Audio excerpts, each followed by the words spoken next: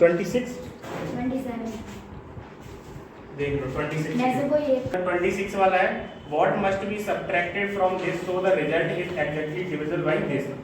मतलब इससे अगर डिवाइड करें और उसमें क्या सब्ट्रैक्ट करना पड़ेगा, दोनों करेंगे कोई हार्ड होता है। x³ - 6x डिवाइड करना है पहले तो, फिर समझाता हूँ कल की तरह। कराए तो नहीं ये? अब जब इससे डिवाइड दे रहे हैं, अगर इसमें से रिमाइंडर कुछ बचेगा तो वो एक्स्ट्रा फालतू ही तो आता है रिमाइंडर। जैसे मैं यहाँ पे 2 से डिवाइड कर रहा हूँ 13 में, कितने बार जाएगा 6 बार, 12 हो जाएगा, रिमाइंडर बचा 1।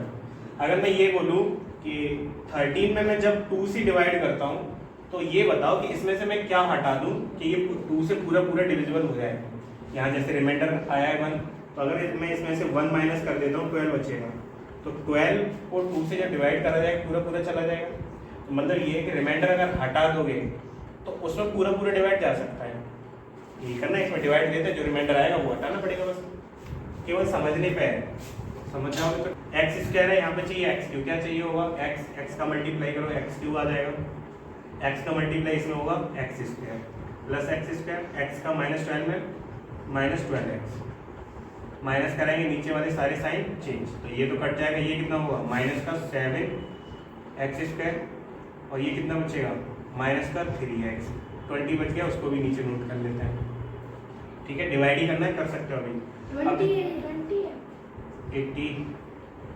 अब x² है, हमें लेके आना है -7x², तो -7 कम पड़ रहा है, तो 7 का इसमें मल्टीप्लाई करेंगे -7x², माइनस का इसमें मल्टीप्लाई होगा 7 का, -7x, 12 7 जा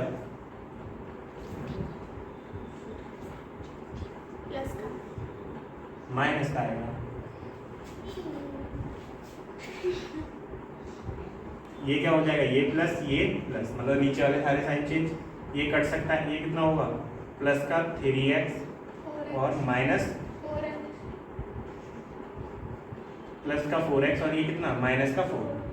अब देखो यहाँ पे 3 टर्म है, यहाँ पे 2 ही बचे, तो हो सकता है डिवाइड नहीं होगा। जैसे यहाँ पे लिखा जाए, मैं मान लो 100 से डिवाइड कर रहा हूँ और यहाँ पे लिखा हुआ 24, तो 100 का 24 में जा सकता है क्या, डिवाइड जाएगा ही नहीं। कैसे सोचिए, यहाँ 3 टर्म यहाँ 2 जाएगा ही नहीं, तो ये क्या बचा रिमाइंडर, तो यहाँ लिख देंगे क्वेश्चन में बाई सब्ट्रैक्टिंग 4x - 4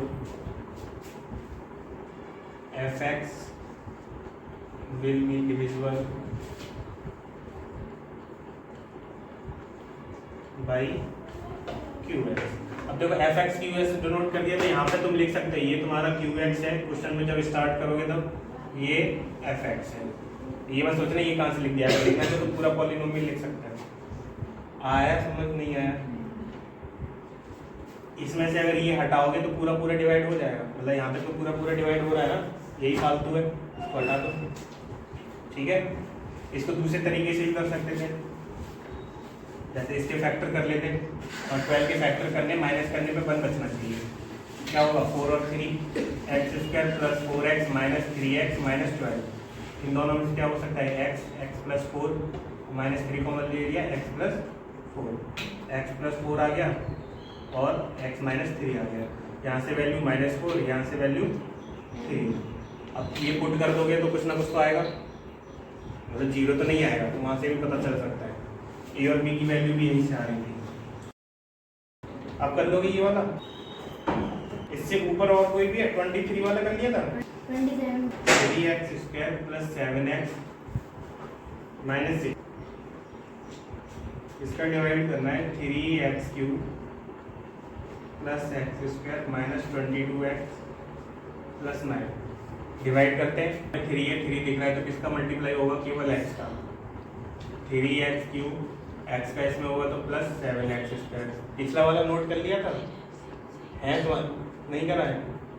अब जो नोट नहीं करेगा उस पर 10 डंडे हैं, 10 नहीं ज़्यादा 5 -6x, ये यहाँ हो रहा है वो तो करते चलो, माइनस प्लस, ये तो गया, ये बचेगा -6x², 6x², यहाँ कितना बचेगा माइनस का 2 उधर गया 4 और 16x + 9, देखते चलें ये 16x बचना है कि नहीं। अब चाहिए तो माइनस का 6x², 3 है तो चाहिए होगा तुम्हें माइनस का 2, 2 3 या 6 माइनस 6x², 2 का इसमें होगा प्लस का 14x और 2 का इसमें प्लस का 12, यही हुआ। अब देखो इसमें क्या है, ये तो गया प्लस माइनस और माइनस, ये गया, इसमें से कितना बचेगा माइनस का कितना होगा प्लस का 10 30 और ये बचेगा माइनस का 3। अब देखो अगर ये सब्ट्रैक्ट वाला क्वेश्चन होता तो इतना हटा देते इसमें से, ये फालतू इसको हटाओ। अब इसमें क्या और ऐड करना चाहिए हमें कि ये क्या हो, परफेक्ट डिविजिबल हो जाएगा। देखो इसमें लिखा हुआ है एग्जांपल फर्स्ट से ही पहले समझ लो, थ्योरम को समझ रहे हैं अभी, लिखना चाहे लिख सकते हो, अदरवाइज आना ही है अभी। नहीं आना। देखो ये पावर 3 वाले फैक्टर चल रहे हैं इनके, तो पहले तो सबसे पहले पीछे वाला जो टर्म होगा कांस्टेंट वाला उसको देखना है कि इसके क्या क्या फैक्टर हो सकते हैं। हाँ लिखो मत, समझ लो पहले, करवाएंगे भी। तो 30 के क्या क्या फैक्टर हो सकते हैं, 1 हो सकता है, 2 हो सकता है, 3 हो सकता है, हो जाएगा 5 हो सकता है, 6 हो सकता है, और क्या हो सकता है 10 हो जाएगा, 15 और शायद 30 होगा। तो इतने सारे नंबर हो सकते हैं, प्लस माइनस। अब इनके आगे प्लस माइनस लगाएंगे तो इतनी पॉसिबिलिटी बन सकती है। सारे पे चेक नहीं करना है, पहले वाले क्वेश्चन में सारे पे करना, फिर उसमें दिमाग लगाना। जैसे इसमें सारे ही प्लस होते तो प्लस वाली वैल्यू रखने में तो होगा ही नहीं वो 0, तो माइनस वाला ही यूज करेंगे। जैसे -1 यूज कर लिया, -2 -3 डायरेक्ट करेंगे। अब इसमें ये और दे रखा है, इसके फैक्टर करो कितने आएंगे 1 और 2, ये भी प्लस माइनस। अब ये 1 और 2 तो इसमें लिखा हुआ ही है, लेकिन इसकी अपॉन में ये जैसे लिखा हो ax² जो भी लिखा हुआ है, तो 30 अपॉन में क्या करोगे, ये करते जाओगे 30/1, ये तो वही बना। और क्या रखो, सॉरी 30/1, फिर 50/1 और 10/1, मतलब ये वाला फैक्टर इन सभी फैक्टर के अपॉन में लेके चल रहा है, तो उतनी पॉसिबिलिटी और बन सकती है। जैसे यहाँ से हमने 1 उठा लिया और यहाँ से भी 1 उठाया, तो 1 तो 1 ही बना, 1 उठा लिया और 2 उठा लिया, तो 1/2 एक ये बन सकता है। मतलब जो आगे वाला टर्म है वो अपॉन में रखना, और जो ये लास्ट वाला टर्म है वो न्यूमरेटर में रहेगा, उतने और बन सकते नहीं है। जैसे ये 3 है, 3 यहाँ से उठाया, ये तो ऊपर रहेगा, अपॉन में 1 हो सकता है और 3/2 हो सकता है, और ये भी प्लस और माइनस पे चलेगा,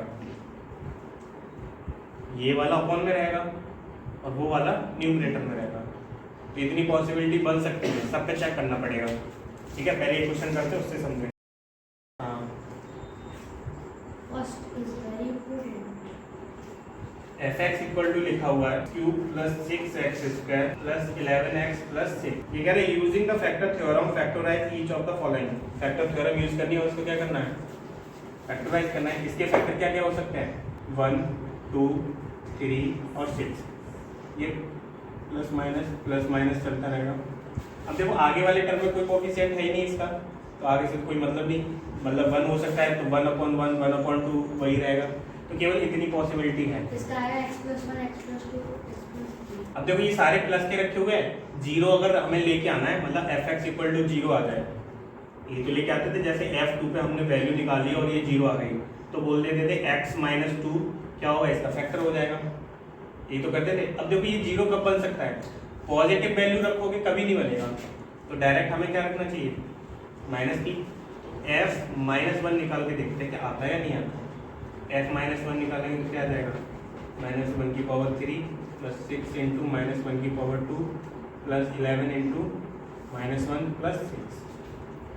ठीक है, अब इसका क्या हो सकता है, -1 प्लस 6 -11 प्लस 6 और 6 क्या हो जाएंगे 12, -1 और -11 -12 कट गई।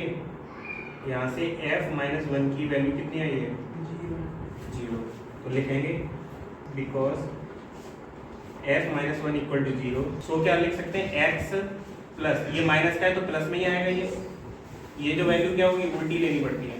सो x+1 is a factor of fx, इतना लिखिए।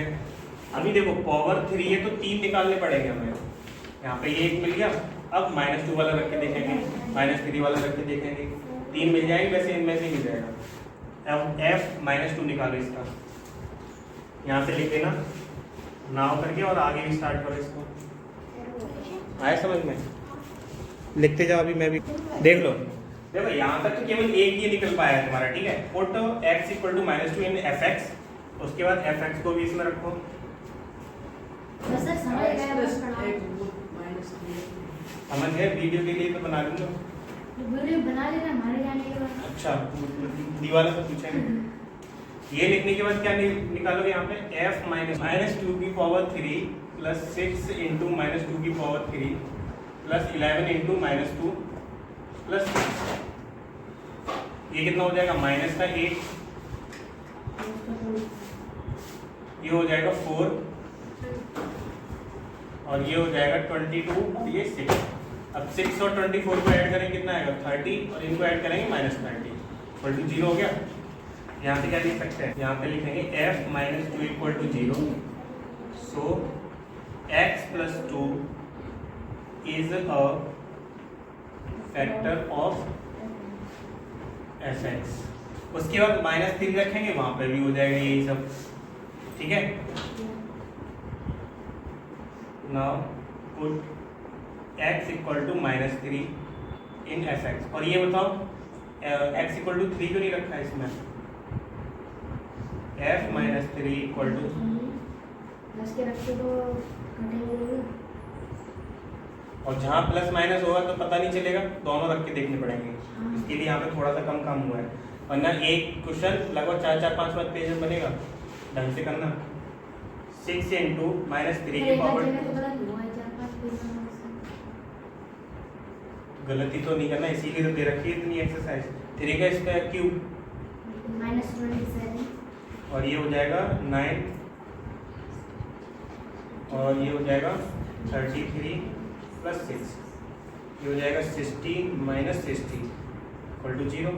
ये भी हो गया, यहाँ पर भी लिख देना। सो x plus 3 is a factor of fx। अब देखो, जो इतना करने के बाद समझो कि पूरा नंबर मिल जाएगा, कभी नहीं मिल रहा तो मैं इसको गलत दे ही रहे तो नहीं देंगे। रुक जा।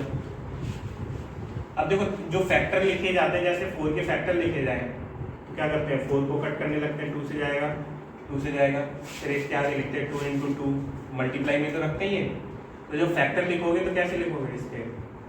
x 6 में कैसे -4 का चला जाएगा? +6 ये लिखा था। इसके फैक्टर क्या क्या है? एक आया x प्लस 1, दूसरा आया x प्लस 2 और तीसरा आया x प्लस 3। अब सोचो, 4th वाले 5th वाले चैप्टर में भी तो ऐसे ही लिख रहे थे, मतलब कुछ कॉमन ले लेते थे और उनके बीच में क्या आ रहा था? मल्टीप्लाई आ रहा था। देखो यहाँ मल्टीप्लाई है, बस इतना ही लिखा रहे हैं। ये लिख के आना, तब पूरा नंबर मिलेगा। और सारे क्वेश्चन में 18 क्वेश्चन में यही करना है, ठीक है। 19-20 पीछे वाले वो भी करना, जाएंगे 18 ही है हम, समझे ना।